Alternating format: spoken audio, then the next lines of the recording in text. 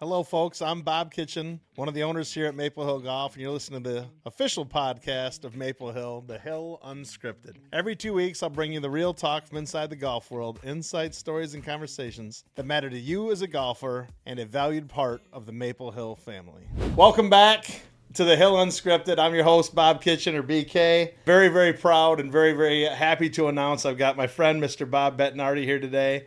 Drove over today after a couple different scheduling mishaps and whatever, but he's got a busy life, and so do I. So, Bob, it's great to have you here finally, and thank you for joining us. Bob, thank you so much. You've got to be a special man. Your first name is Bob. Exactly right.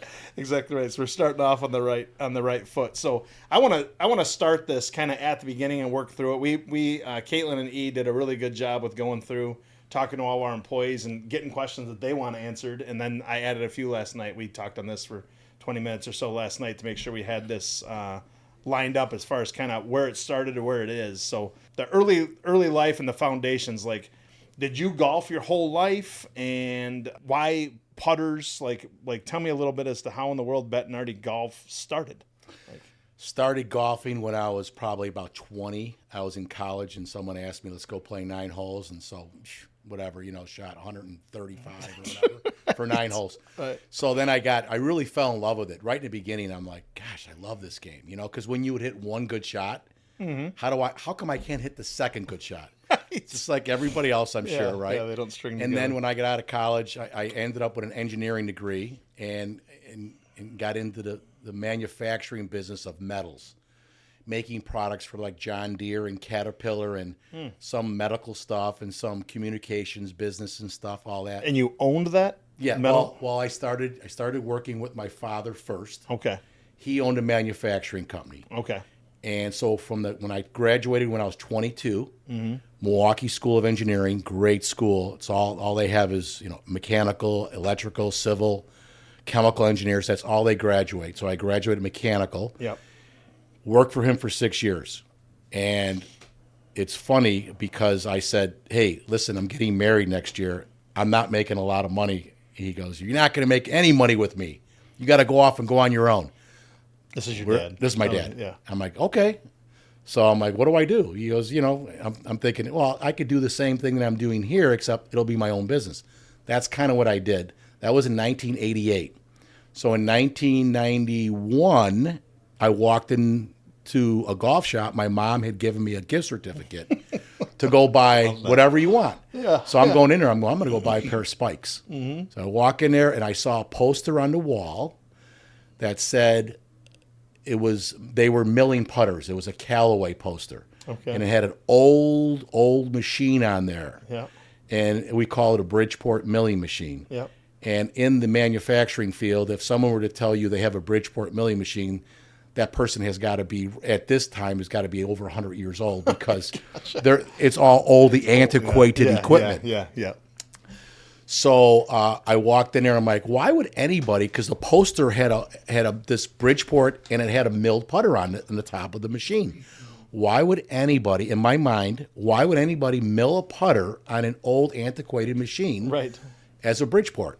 I've got 2 machines, I had 2 at the time, that are CNC machines, computerized machines like a Bridgeport, but they're computerized, faster, better, higher quality. Right, more precise, yeah. So I ended up making a couple phone calls when I got back that day.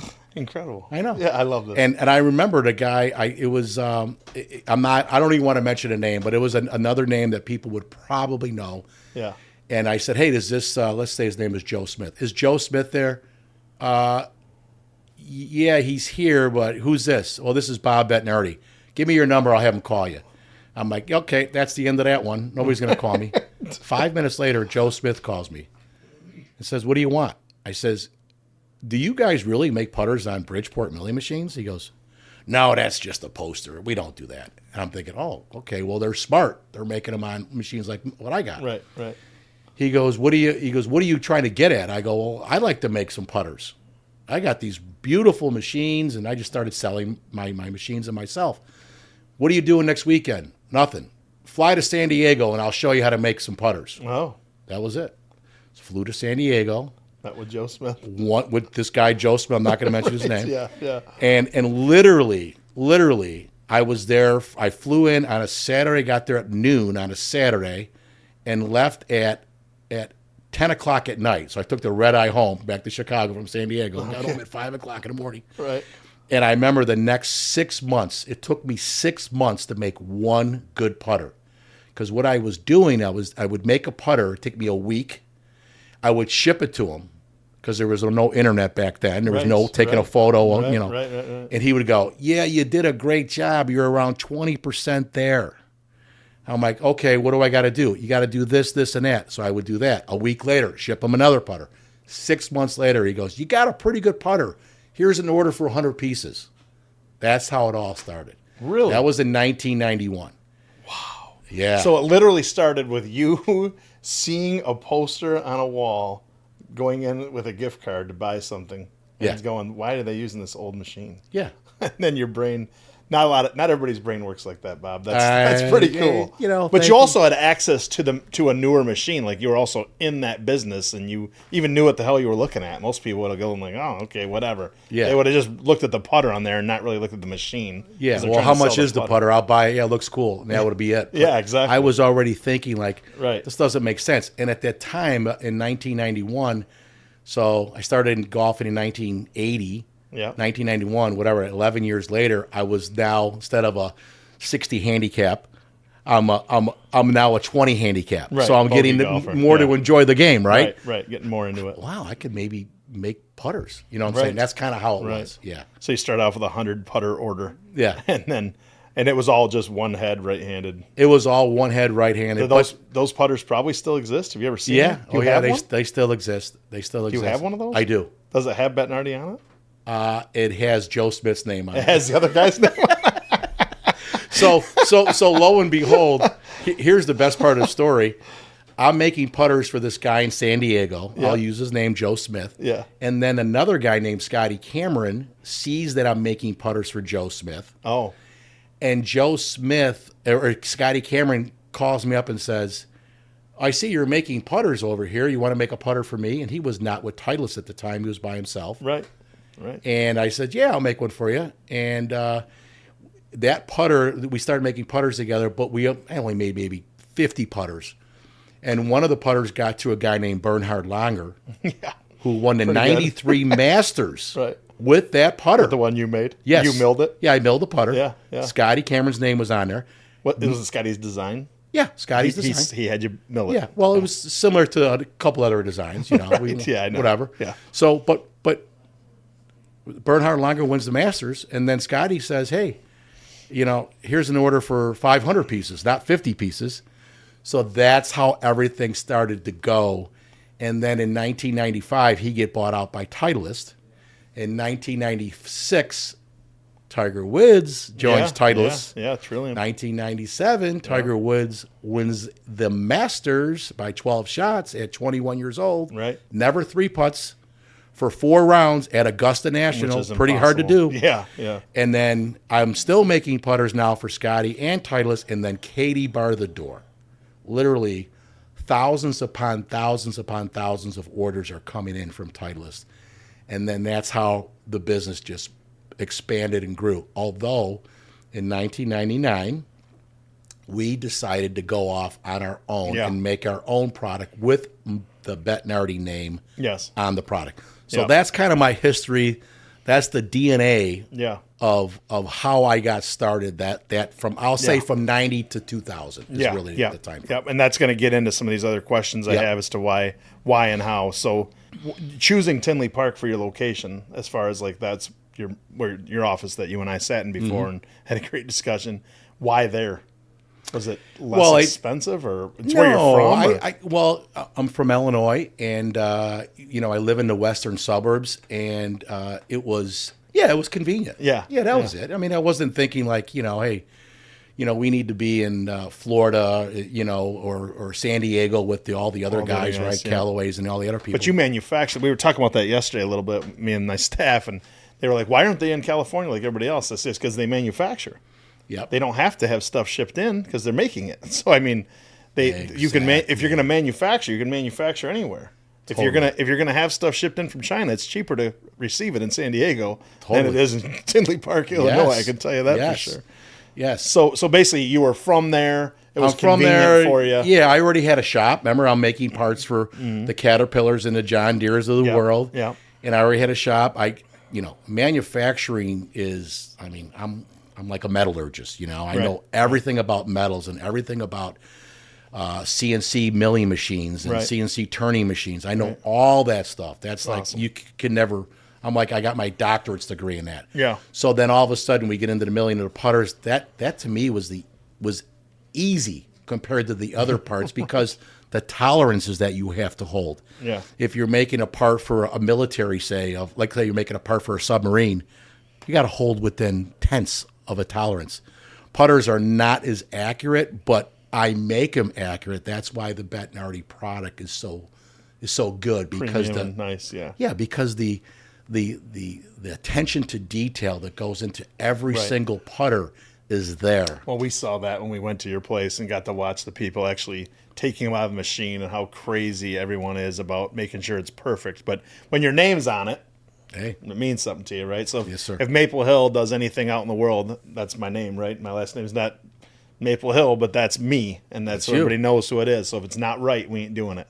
Reflects on you. Exactly right. Yeah. Exactly right. So the next question down was, who's the first PGA Tour to put a Bettinardi putter in play? I guess technically Bernhard Langer, because you made it, but the actual first tour player that used a putter that said Bettinardi on it. Well, that's a great story. That's I think I already know this story, but it's so good you have to tell it. Yeah. Well, we go out to the tour, the Greater Greensboro Open in 1999. The first tournament I go to, I remember I brought like 10 putters, and those putters cost me a lot of time and a lot of money to make. Right. And I'm saying, okay, well, you got to be out here to give these tour pros putters. Mm-hmm. So everybody knows when you get there on a Monday, you have to leave on Wednesday because the tour starts on Thursday. Right. Every tournament starts on Thursday to Sunday. Right. So the tour reps have to be there Monday through Wednesday. They have to get out of there. It could be 7 o'clock at night, 8 o'clock at night, but by 2 or 3 o'clock in the afternoon, they're gone. Anyways, I show up with a bag of putters. A guy named Jesper Parnevik walks up, and this is at 5 o'clock. Yeah, with the hat up, straight up. With the crazy hat. Yeah. And he walks up and he says, "Hey, I like this. I've been trying this putter over here. You know, you're talking to somebody else. I really like this putter. Can I have it?" I'm looking at him like, did you know who he was? Yeah, I kind of knew who he was. You know, he was just starting to come out. Right. And I'm thinking, I don't want to give this putter away. It's like cost me $2,000 to make. Yeah. Here's $2,000, buddy. I'm like, oh man, I got to make it again or whatever. I go, and I said this to him. I go, are you going to use it? Because I didn't want him to take it and like give it to his best friend or something. And he goes, yes, I'm going to use it. I just drained 15 putts in a row from 10 feet. I love this putter. So he used it again. Remember, no internet. The only time you could see the scores was on the paper. So I was getting the Chicago Tribune. Yep. He tees off Thursday. I look on Friday morning, not even Thursday night, right? It's Friday morning. I look, and Jesper Parnevik is like in 6th place. So I'm saying to myself, wow, he's doing pretty good. Anyways, it gets on TV not on Thursday or Friday. It gets on TV on Saturday. Right. And he's playing the putter. I could see it. And he's like in first place. He shoots. What did he shoot? He had 99 putts for 4 rounds. He shot 27 under par. He broke the record of the tournament record, and he broke the 99 putts per tournament. It was like the best putting performance, the second best putting performance ever on the PGA Tour. Yes.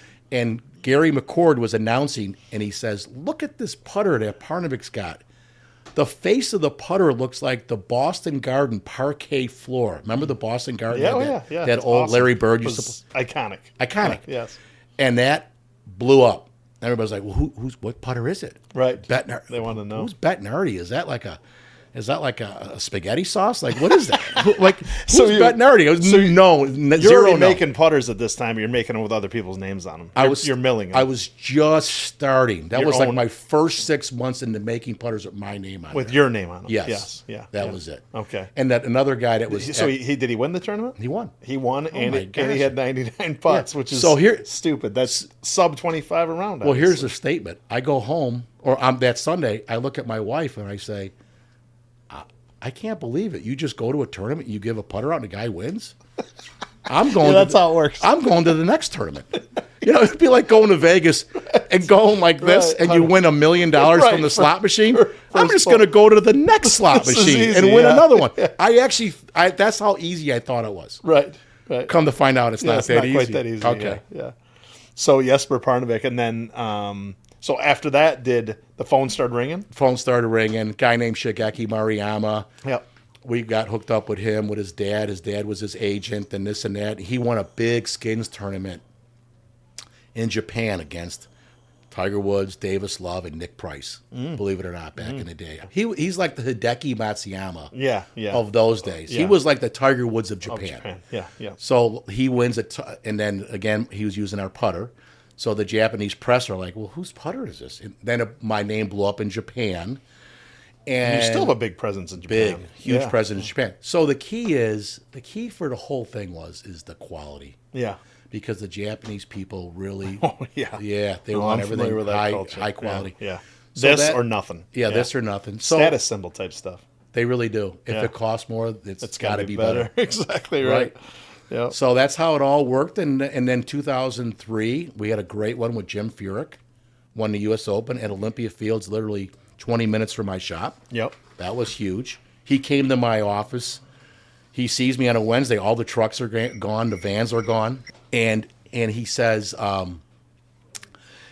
my putter just got deemed illegal. Do you remember the putter dogleg right?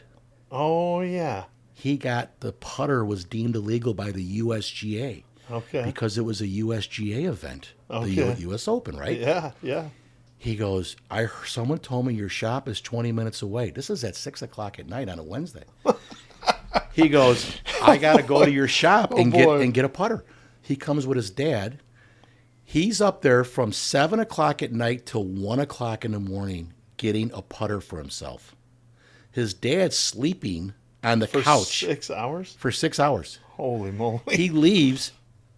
He wins. I mean, this is unbelievable. I mean, you can't make this stuff up.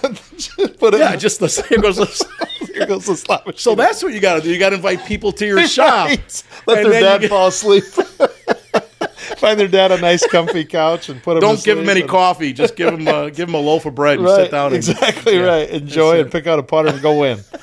That's just incredible. So and then next year was Vijay won the PGA at Kohler. With that yours, was big. yeah, We had I'm going to give credence and I do give.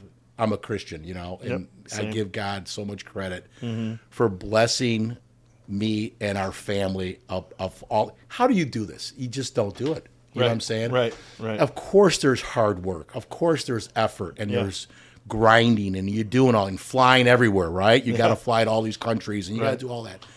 But we've been totally blessed. Yeah. Yes, sir. Absolutely. Same here, my friend. And every word you just said, I agree with. That leads right into the next thing. When did you start to realize your son wanted to follow your path and that the business would become a family business and Sam could kind of take over? And I don't know what exactly I know what your relationship is. Your relationship is great, but I don't know what his role is or how much he still relies on you. But let's talk about when Sam started getting into it and you started kind of molding him into the business and how did that all? When did you recognize? Well, that was like I told you, I started golfing at 20. He started golfing at 3. Right. I mean, Yeah. hey, Dad, what's cut some clubs down, gave it to him. Yeah. But then he ended up going to Marquette University and a nice golf scholarship. So he played golf in college. He comes out, and my wife was very instrumental in this. And I'm like, well, he should probably go work for somewhere. Doesn't matter. Just go work for 3 or 4 years. Then come back, get some experience. Yep. My wife's like, you crazy? You need him now. You're overloaded. So we bring Sam in right away. He's 22. He comes in, and he was just sitting there basically learning. I mean, his desk was 5 feet away from my desk, and all he was doing was listening to me make phone calls basically all day. Right. And how do you handle yourself with salespeople and pro shops like your shop? How do you sell putters and golf stuff to Bob Kitchen? You know what I'm saying? Right, I mean, right. that's what Sammy's learning. Yeah. So that was what, Sammy's 36 now, 37, and he runs all day-to-day operations, and that's his job. My job is basically to help him with designs. Gotcha. I still have I'll just be honest, I have a good flair and a knack of what I think people are going to like. Yeah. You know, and we also have a nice tour staff. We have, Oh, yeah. you know, the Fitzpatrick brothers. We have Freddie Couples lends a lot of credibility to our brand, where he'll say, hey, how about making this a little thinner, I mean, all that stuff. It's like, you know, the old, like you said, the kitchen thing, right? We're all throwing stuff inside the pot. Yeah. It's a recipe, and it works, you know? Yeah. We make good product, and we make really good-looking product, and we make also product that works on the greens, you know? Yeah, So, yeah. The proof's in the pudding, right? Right. And then when you got a lot of different people playing it, I know Molinari, there's been so many guys you've had win that you're not paying, and you can't use them in your ads because you're not giving them a dime. Totally. So there's a ton of people that fall under that moniker. And he even showed me some of the putters you made for some of the really, really popular people of golf that you can't, but they were never under your umbrella. Yeah. So you're making putters for them. And well, you got the other big companies that are $2, $3, $4 billion companies. Right. And I'm trying to compete with these guys. And these guys have so much marketing power, and I mean money. Yes, dollars, that they could say, hey, we want you on our staff. Yeah. And the money's too big for them to say no. It would be nice if it was a completely level playing field. Yeah. I think we'd have 30 more players playing our product. Exactly right. Exactly right. Because if all things created equal, your widget's just as good or better than most of them. Thank you. Yeah. And I could tell you a story. I'm not going to tell you names or anything, but we were trying to sign a person literally a week ago. They were called by one of those companies, and they said, no, we want you. Meaning, like, we're going to give you more money than this Bettinardi Golf is going to give you. Right. And we lost them. Right. And it is what it is. Just a dollars So game. it's okay. Yeah, You know, we'll find somebody just as good, if not better, that will go with us. Right. That's right. all it works. Right. Yeah. Well, the dollars part of it is really tough. So the creative process is still you and your son certainly involved, but I'm impressed you're still that involved in that. That's great. Oh, yeah. I'm there probably, I would say at least 3 to 4 days a week. I'm still there. Good. And you see the manufacturing facility is, there's 3 buildings now. It used to be 1, now there's 3. There's, 200 plus employees. So Right. It used to be 3. So, but we've grown. And then we also got a beautiful studio in Oak Brook, Illinois. I know you've been there. We talked about that.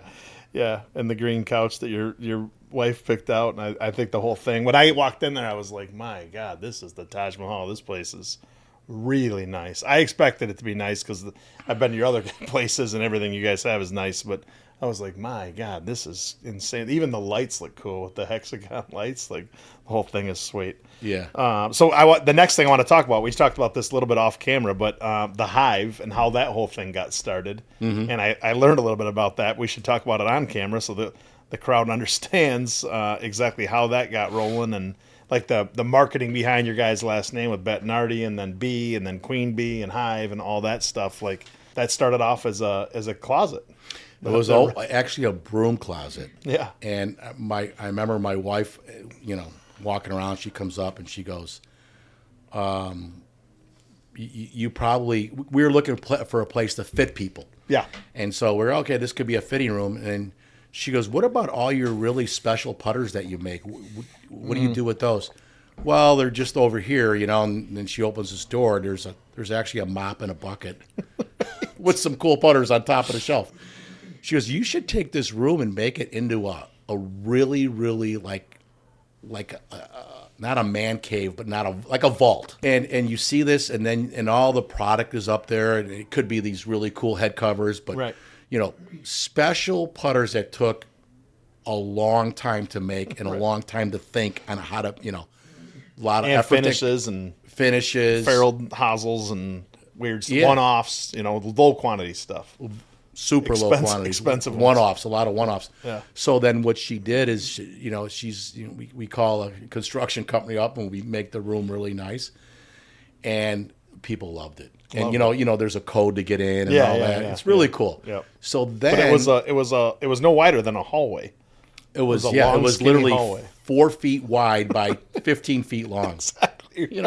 You couldn't get more than It's a 2 little feet. nicer now It's a little nicer. Yeah. So what we did is we took that concept and we put it in Oak Brook, Illinois, which is really the shopping capital of the whole state of Illinois. Mm-hmm. And like you said, there's no company. I don't care what company, golf company. Nobody's got a studio like that. There's nobody. Agreed. Okay.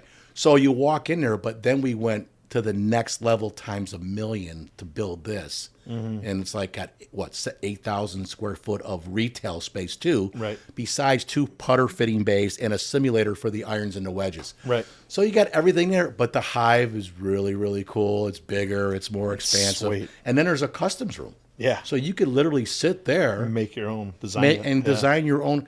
Like you have a computer and it says, well, what are you thinking of? And they go, well, I don't really know what I should make. And then they'll show 100 different designs that There's people have kinda done before. Some blanks there, and Yes. you kind of pick one of those ish, and then they kind of mold it to whatever the hell you want. Yeah. And it is really a cool idea. And you guys, that's pretty busy, right? That's kind of Always busy. year round. Yeah. Constantly busy. Yeah.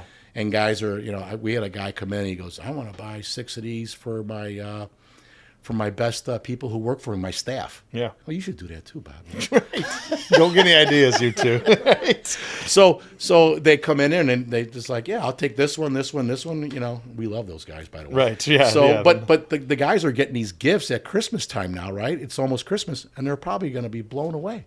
Oh yeah. You know? That's like a presentation. Which, yeah. You made some special putters, some special people. We'll get to that in a little bit, because I want to talk about a little bit of the cool stories that I've already heard that I want to make sure that the crowd hears. But the Hive logo, the various Bettinardi characters, like, how did it ever come up with the fat cat and the wizard and all that? Is that your son or you, or and the bee and the zombie with the eyes crossed off and all that? Yeah, it's cool. But whose idea? Well, was the that? fat cat was, I to be honest with you, I'd have to ask Sammy exactly. It was It was boy? Sam. Sam Yeah. came up for sure. Sam. I'm saying Sam came up with all these, but we do have a lot of people who are graphic people. Yeah. That will say, "Hey Sam, what you're thinking of the wizard, right? How about if we made a wizard that's fishing? In the summer, whatever. Right. Hey Sam, what do you think about this?" And Sam's like, "What a terrible idea. How about if we do that?" So they're always back and Right, forth. right, the right, graphics team and Sam. I'm going to give credence to Sam on almost all of the icons. Right. Like you said, you got the wizard, you got the fat cat, you got The bee. The bee. Well, the hex bee, of course, was that was my wife. I came up with the honeycomb face. Yep. And she said, "Well, it looks like a hex," and did the hex bee. So Yep. it's just like your family. Right. One person does this, they lend this, and another person is good with the creative. Another person is good with. It's this. It all melds together, so to speak. Yes, it does. And let's talk about the Queen Bee a minute, which is now one of your premier lines. I don't know where it fits in your guys' lineup, but it's one of the more popular lines you have. Easily. This has taken off, obviously, as of late. Actually, the Queen Bee got surpassed this year by Antidote. Yeah. It really did. But Queen Bee's the #1 putter sales ever in the history of Bettinardi Golf. Even over Studio Stock and BB? Oh, yeah. Wow. Oh, yeah. Queen Bee just took That's off. And that all came from your wife again. It was kind of her idea, Wasn't which it is something else? unbelievable. I'm so glad I'm still married to her. So am I. So am I, kid, because I got to hear the truth. Got to be honest with you, 90% of our buyers of the Queen Bee are men. Yeah, correct. I used the Queen Bee for 3 or 4 years. I Yes. love the Yeah. look of it. Yeah. Bronze finish. Beautiful. We've had a ultraviolet blue finish a few years in a row. Yeah.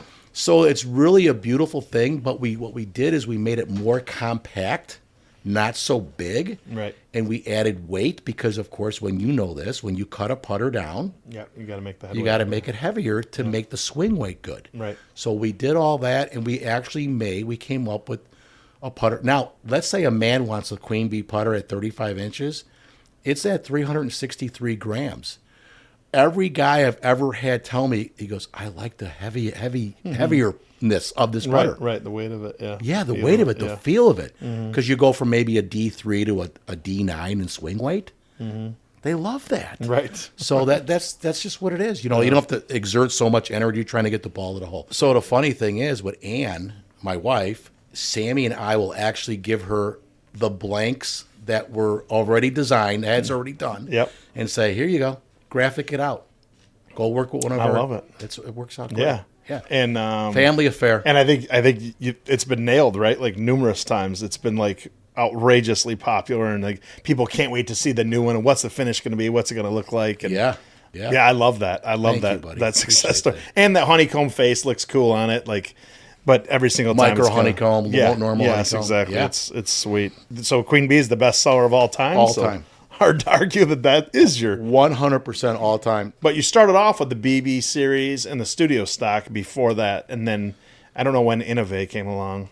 Innovate came along probably about maybe 8 years ago. Okay. You know, we just wanted to do something with a bimetal technology, which is aluminum and steel. Yeah. Or and stainless. Yeah. So we wanted to we're mixing things up. And now Innovate, of course, is going to be gone, and it's gone just into, it's really, studio stock is gone. It's going to be BB series, Queen Bee, and the Antidote line. Right. And Antidote is a name you guys brought back from a while ago. You just had like one or two models, and it was kind of mallet looking. And, Yep. And then the Antidote fit really good because everybody's like, what's the cure for your putting woes? Right. There's an antidote out there. the Zero Torque thing started blowing up, and Yeah. you guys brought That's name really back. our tech thing right now is the Antidote. We've got, I don't know if you know this or not, we have an Antidote 3 and 5 coming up. I think you do know we that. just got them. Yeah. I think those in that bag. they're in this bag. Yeah, I think They're we just got them. really, really That's solid. the small mallet, Yeah. round, and then the fang. And then the Fang. Yeah. Beautiful. Beautiful. Oh And my Sam gosh. was playing it when I golfed with him this summer. Oh, he While was? He was using it. Yeah. Yeah. I would say that we're probably we are the most robust no torque designs. Oh, no doubt about it. And yours isn't based upon Langle. You have a better mousetrap across the board. We'll talk more about that here in a minute. But of you. all the putters you've created, which one is your favorite, and which one challenged you the most? I guess that's two questions. But what have you stuck with a particular model over the years, or do you kind of bounce around yourself? I've been a mallet guy. I've never been a blade guy. And what I mean by that is like a BB1. Yeah, like an old. Yeah, like an old answer style. Answer I've style, never yeah. been that type of a guy. I've never been a 8802. Too small. Yeah. I don't know if you remember this, but racquetball, I played racquetball when I was younger. They had the small rackets, and then they all of a sudden, someone goes, we should enlarge the rackets. Right. Do you remember that? Yes. It made racquetball like 40 times easier. And well, think about a mallet. A mallet's bigger. It's easier. You could see it. Right. You could see the sight Mr. line. Callaway came up with bigger clubs called Big Bertha. Everybody's like, "Oh my God, it's easier." Yeah, it a is mallet easier. putter is easier. So that's why I felt it. And I'm talking 25 years ago. I always liked the mallet, but I always like to say, which is the truth. I like to say I'm putting, whatever I'm putting with now is what I like the most. So I'm putting with an SB2, which is our Antidote 2. Yeah. The squared off big Antidote. The bigger Love bo- it. box I just got done playing in Florida 2 weeks ago. I played this scramble. We came in first place. It was a Lou Holt scramble. Oh, And I kid you not, I had one of those days. I literally could close my eyes. I made every 20-footer. They had me putting last. Of course, you get to see the first three guys. I made 8 20-footers. That's hard.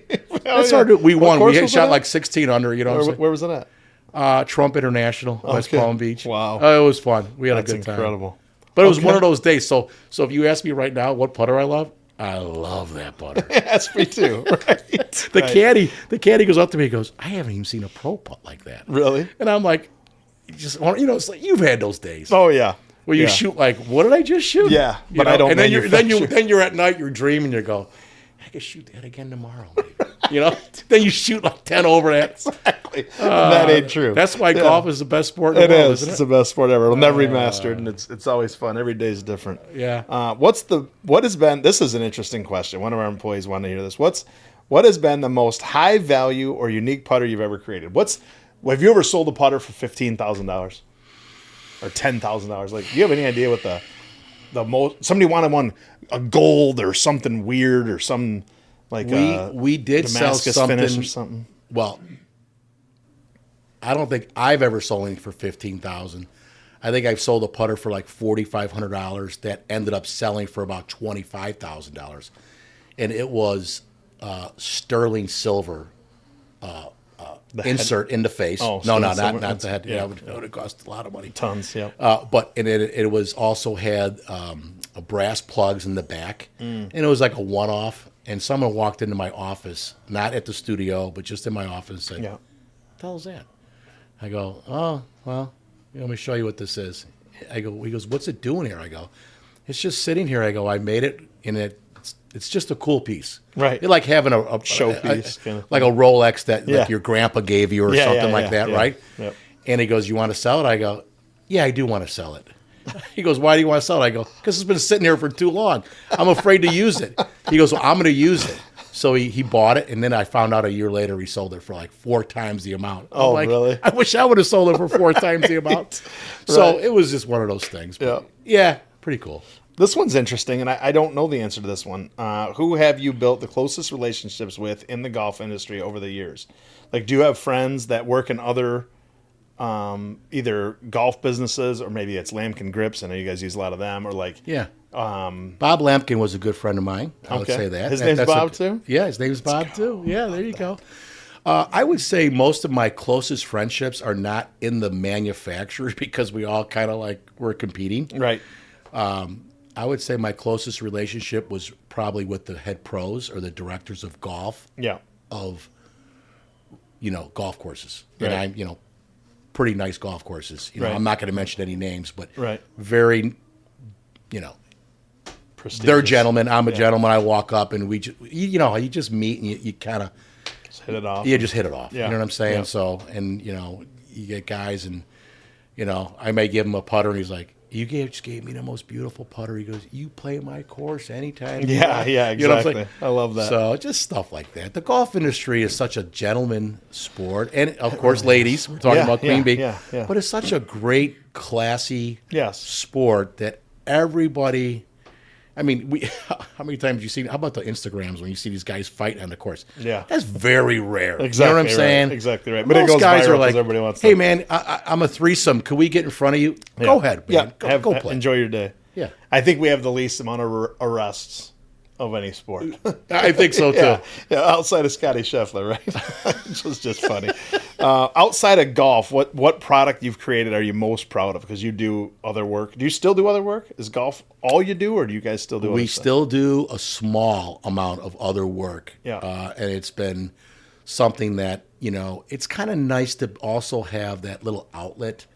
We're always like, a manufacturer, a non-golf, will say, "Hey, look, we're looking to get this job done real quick. Can you knock this out for us?" Right.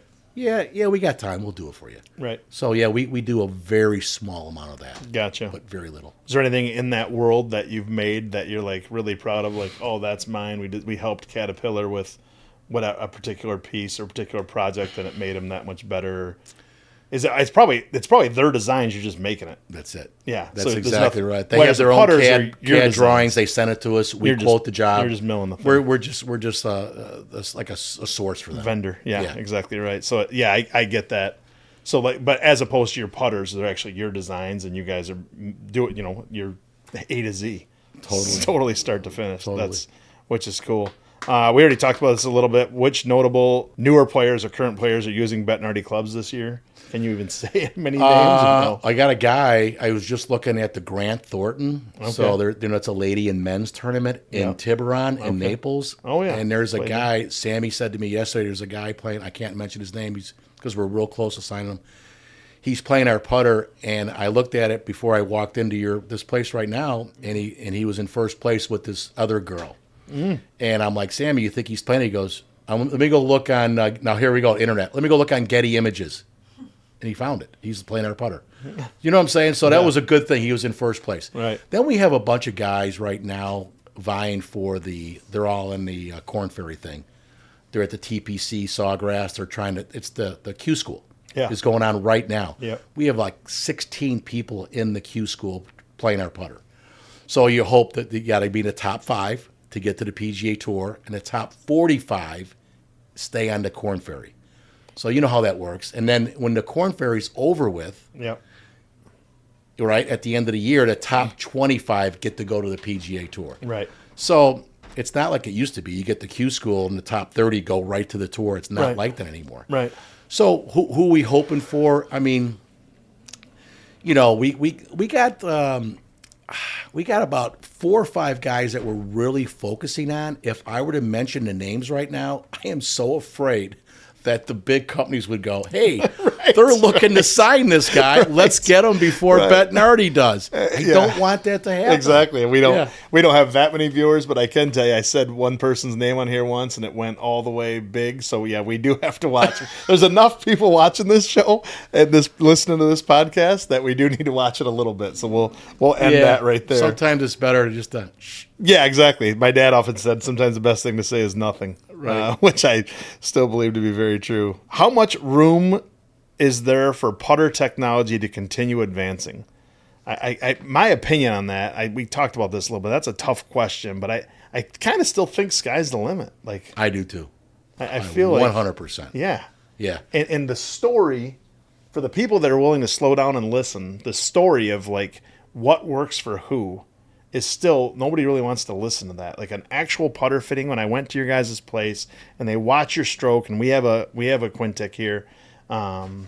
If you really, really take the time and do it right and get it fit for you, you can't believe how much better and different that is than if you don't. If you just walk in a store and buy something without. But if you're a total hack, it probably doesn't matter. But once you actually have a relatively repetitive stroke, it really helps. I think fitting is very important. But going back to the design, I think there's almost every day, at least once a week, I'll say this, I'm always thinking of what is, and Sammy's probably doing the same thing, I know he is, like, let's make the best thing that we could possibly make. Yeah. And then the problem is it's only going to last for usually, 2 or 3 years, and then you got to make something else. So we're always thinking, what is going to help a golfer? You got to stay within the USGA limits, right? Yep. Can't be too big, can't be this, can't be that, whatever. So if you stay in those limits, I do believe the sky's the limit. I believe design hasn't even scratched the surface. Yeah. Who knows? Me and you will be talking 10 years from now. I'll be like, remember the antidotes? Yeah. Those are so antiquated. What you guys just did is, right? Right now it's the hottest thing going. I mean, Hottest that's thing what going. everyone's talking about. Yeah. And like you said, in 10 years, it might even still be called antidote if this name sticks, but the design might be, it just furthers itself, right? The Queen Bee's been around a long time. It just keeps furthering itself. Yes. And that's. I would like to say something. Go ahead. Okay. Go ahead. Something you forgot to say in the beginning of when you're talking about technology, developing the putters. The thing that Bob did, he forgot to mention is this is a really big part of his story. He developed the first one-piece putter. Oh. That's what. Yeah, I think we talked about that before. You weren't welding the necks on. Yeah. Everybody else was welding necks. Everybody else was welding the necks. And what we did was I had a guy I wasn't doing welding. I had an outside service doing the welding for me. Oh, this guy made me so mad. Every month the guy would raise his price. And I said, I don't understand this. Usually you get a yearly increase, like 6% or 3%, whatever it is. Whatever. I can live with that. Every month, I think he was probably thinking, he'll pay it. Finally, I said, screw you. I'm not paying it. And so, you know what, right? The rubber met the road, and I'm like, I got to make something that doesn't require welding. Right. One piece. Now, what I probably should have done is go to another welder. Right. And have another guy do it, right? Just go to the other guy down the block. Mm-hmm. I'm like, nope, I'm going to make something that I don't need any welding. And I took a block of metal and made the whole putter out. So there's no hosel welded to the body of the putter. And not only did it turn out to be fantastic, and the feel and the technology, I mean, think about it. When you drive, you're trying to put the ball into a 20, 30, or 40-yard fairway. When you putt, you're trying to put the ball into a 4 1/4-inch cup. Right. So you want precision with the putter. Mm-hmm. Driver, you can spray it a little bit, whatever. But the putter has to be precise. The one-piece technology, when you weld, you're adding heat to the metal. and you're distorting the metal. That was the big thing that I found out. Right. So now, if made from one piece, there's no distortion of the metal. Right. It's pure. That's more It's consistent. really pure. It's pure. Yeah, So. that's great. I do. Now that you brought that up, I do remember hearing that before, and that is a huge part of it, right? You built a better mousetrap and different mousetrap than what anybody else ever had. So Yeah. you got to have points of differentiation, right? Or you're just a face in the crowd. The designs can only take you so far. It's got to actually be better. This is a more recent question. What is your perspective on zero torque putter movement? Do you believe it's here to stay? Do you think that this has like legs for the future? I mean, there's no total cure to not reading greens well and all that, but I do. I think the no torque technology is here to stay. I think it works. I was just telling you about the round of golf I just played with our SB2, which is the squared off no torque antidote putter. Yep.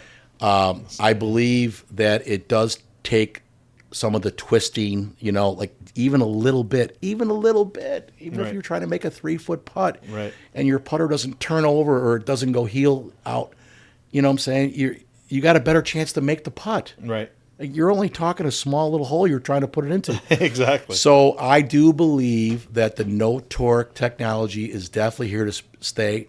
I actually think, now I'm not going to tell you what we're designing, but we do have something really cool coming up, probably toward April or May, that is going to even be better than the no torque technology. Oh, yeah? Yeah, and so I'm not going to say anything. So I'm not your gonna say job's anything. not done. My job is not done. Right, I love We're here. that. This was from one of our guys that's one of your total followers, and he says, do you think there'll ever be a production putter line released using the Fitzpatrick putter fit face? No, I don't, because I believe, sorry, Matt Fitzpatrick, if you're listening, I believe that his technology is antiquated. I think he started playing that when he was, 17? Right. And he's always played that feel that he likes. Our feel of the variable fit face, the honeycomb, and all those different faces that we have is way better feel and way better technology. Right. Getting the ball rolling immediately, all that. We've already done the studies. Right. I could show you video after video. Yeah. We got the proof. Right. Yeah, it's right in front of you. See it. But like if Fitzpatrick wants a certain thing, you got to make it how he wants. We got to make it. Yeah. I mean, if Rory McIlroy calls up and says, "I want a putter that looks like that Chevy a pickup truck," Right. I'm going to make it. Sorry, right. He's going to play He's my putter. Rory. I'm gonna make it. Exactly right. I'll probably build you. sell 50 million of them too. Exactly right. He's putting with a pickup truck. Right. What the heck? Yeah, exactly. Right? Just have Gary McCord announce it. That's funny. Do you guys expanded to irons and wedges first and then irons after that? Was that your idea or Sammy's? Sammy did not want to do irons. I wanted to do irons. Okay. Wedges was something that I wanted to do, and we did it, and it's great. The wedges are doing great. The irons are doing great. We, that's not our core competency. Right. But it is starting to become something that more and more people are saying, hey, if Bettinardi is in the golf industry, eventually, you could see us getting into hybrids, 3-woods drivers. Eventually. That's the next question. Well, you never know. We're a golf company. Never say never. Yeah. Never. It's not Bettinardi Putters. It's Bettinardi Golf. Right. So we are a golf company. Right. And the only thing the reason why Sammy didn't want to get into the irons is because we're not going to do it half-ass. Right. We're going to do it first class. We're going to do it the right way. Right. Right? And if you're going to do it the right way, it takes a lot of time and effort from not only Sam and I, but the whole staff. Yeah. Let's do it the right way. Right. Not just, hey, just put Bettinardi on there, it's going to sell. That's not the way we do things. Yes, exactly right. If it's not right, I'm not putting my name on it. Right. Yeah. It takes time. And it's both your names, right? You got you and your son, and it's a whole. And then all your employees to be proud of it too. You can't, like you said, you can't put something out half-ass and be like, because if we do something too with our staff here at Maple Hill, if we do something and our staff's not really behind it, they're not really feeling it, they're not that into it. Yeah. You know what I mean? So when you send Luke, our sales rep, or all your different sales reps out into the world, you want them to send out with something that they're proud of. And like, we got a great product. Here's our iron, here's our wedge, and of course our putters are awesome. So. Lou, I was telling you at a scramble 2 weeks ago, the Lou Holt scramble. Yeah. It was his last time that he'll ever do a speech, I was there. He goes, this is my last time. He's 86. And he said about 100, he spoke for 15 minutes, but at least 100 times he said, there's my statement is, do the right thing. Mm-hmm. Do the right thing. Mm-hmm. Do the right thing, no matter where you're at. Yeah. Right? Whether you're on a golf course, whether you're out with your buddies, wherever you're at, do the right thing. And so it goes back to what Sam and I want. We want to do it the right way or do the right thing, not just haphazardly or not sloppy or not whatever. Yep. And that was kind of how our relationship started. Like I said, tell me how you want this sold or what you guys want. Like and I'm more than happy to support your brand because I don't want to embarrass you guys. First off, I'd torch our relationship. And second off, I don't want to badmouth your guys' brand. And Maple Hill has become a really big supporter of Bettinardi. We sell a ton of your products. We have a ton of our employees on staff that are huge Bettinardi fans. Yeah, they're into all this stuff, and this is mostly Tristan's collection behind us. And these guys are into it, and we're really probably not as proud as you are, but we're really proud of it. And I love the family atmosphere, of course, too. Right? Like when I think I met Sam first, and then I met you eventually, and you always kind of hope the person is who you hope that they are who you think that they are. And then when I met you and I met Sam's rock solid, right? He's a wonderful human being. And then when I got to meet you, after I'm like, my wife. Yeah, I figured. That, I'm sure. But I got to actually meet you, and I came back like, what's Bob like? What's Bob like? Because once in a while, somebody kind of disappoints you. And I said, Bob is as solid and as good a guy as you can meet. He sat there and you took your time to tell us some stories, and we were asking questions, and you just went out of your way. And then even at the PGA show, I said this last year when I was walking through the PGA show, I was walking down the aisle, and you had like 4 people around you, it was press or accounts or whatever, and you're like, hang on just a minute, guys. And you came over and gave me a hug, and you said, Bob, it's good to see you. And I said, you too. I said, I don't want to bother your time. He goes, I just had to say hi real quick. I saw you walking by. And I was like, that's the kind of guy Bob Bettinardi is. That's the kind of guy I want to support and do business with. And then when I was talking to Sammy about this most recent putter deal, I said, hey, would your dad ever consider coming over and being on the podcast? And here we are. So I can't say enough good things about you. Yeah. I'm really proud of your business. I love your son. He's a wonderful person. I got 5 more really fun questions. Let's go. Bonus questions. Here we go. Let's do it. What's How your much do I weigh? Favorite golf course What's in my the United favorite States? chocolate cake, huh? Favorite golf course in the United States? I did play, I will tell you, I did play Pine Valley, and I did play Cypress Point, and I'll take Cypress Point. Oh, yeah. Actually, I'm going to say, hold on. Cypress Point or Pebble, because I played them the same week that I was up there. Mm-hmm. I'm almost tempted to say Pebble's better because you see it on TV every single year for the last, 80 years? Right. How many years? Yeah. Bing Crosby, right? All those guys. Right.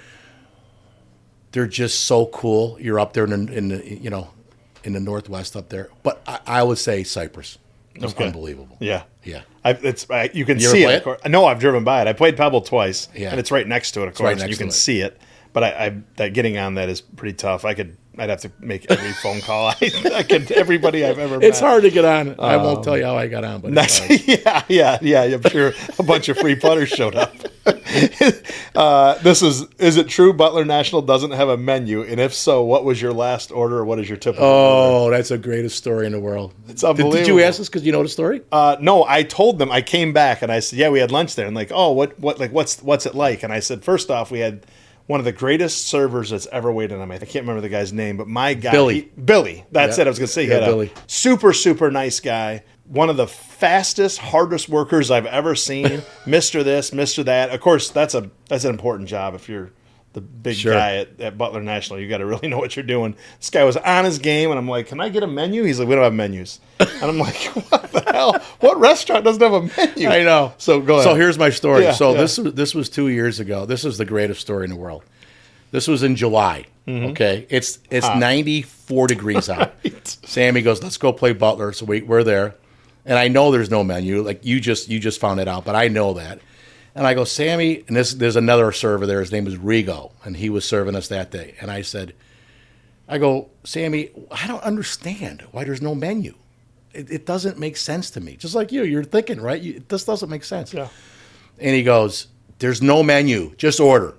So I go, all right. I go, what can I order? All right. I'm getting mad that he was spoke like that. Yeah. And he goes, you could order anything you want. I go, no, you can't. So this is July. Guys got to remember, July. Right. So I go, Rigo, come here. I'm going to have turkey, stuffing, gravy, cranberry sauce, and corn and French beans. He looks at me, doesn't even write it down. He goes, okay. I'm like, there's no way. No way. You were trying to stump him? 20 minutes later, he comes out with the plate is literally 6 pounds of food.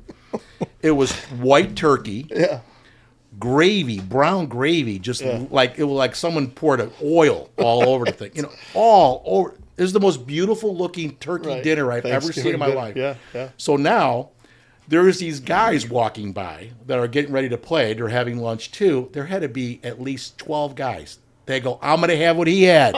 I want that. I want that. They all pointed. Now, Sammy had a little turkey club.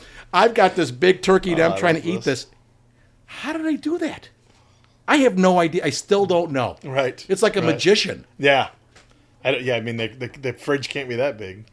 I said to him, did they run out to a Whole Foods and go grab the food? I don't know what they did. Me neither. I said to the guy, if I ordered crab legs, what would happen? He goes, we'd find you crab legs. I go, I don't want crab legs. I'll just take a club sandwich. Oh, you did ask him that? Yeah, too? I was just messing with him, because I'm like, who doesn't have a menu? Yeah. He's like, just tell us what you want. I'm like, I thought my brain doesn't work like that. I'd like to see some choices and pick one and go. I thought for sure he's going to say that we can't do. He goes, okay, we'll figure it out. Never even wrote it down. No, yeah, that's beautiful. All done. That's an incredible story. I love that. All right, who would be in your dream foursome? I guess you could make it family members. You could make it PGA Tour guys, past, present, alive, dead, doesn't matter. Well, I don't know if I want to say this, but Tiger was in his prime. Would have been fantastic. Unreal, right? Right now, I could probably beat him. No, I'm just kidding. Yeah. Right. I love Tiger Woods. Don't anybody get mad at me. No, Sorry, Tiger. Nobody's gonna get mad at that. That's Tiger was in his prime for sure. I think definitely Arnold Palmer would be great. Jack Nicklaus would be great. That would be probably my fourth. Yeah. It's hard to argue with those guys. Yeah. The next, this is based off that other question. I certainly don't want to talk about politics, but you did get a chance to play golf with President Trump. I did. And wasn't Player with you? Gary Player. And then who was your fourth? His son Eric. Okay, so that round of golf, you told me some funny stuff that happened, and I don't know exactly how much you want to get into that with Trump, like parking on the tee box. Well, he did park on the tee box, but I'll tell you two stories. Well, first of all, Gary Player was 82. Yeah, and he shot 72. Have you ever heard anybody shoot 10 under their age? No. Ever?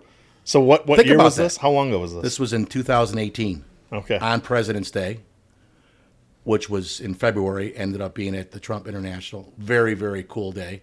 Got a call from the head pro. Hey, you want to play with the president? Yeah, I'll be down there. Fly down there like 2 days before in case the flight gets canceled, But we did all that. But I was on like the 12th tee, and President Trump pulls up literally right 4 feet from where I teed my ball up to hit my drive. Right. And Trump's sitting just like this, and Gary Player's, he's driving, and Gary Player's over here, and Gary Player goes like this, like to look at me, and Trump's looking at me. I got my ball, and I'm saying to myself, that was the 45th president at the time. He goes, I'm thinking, in my mind, I'm going, there's only 45 presidents in the history of the world, in the United States. Yeah. He's one of them. Right. He's watching me.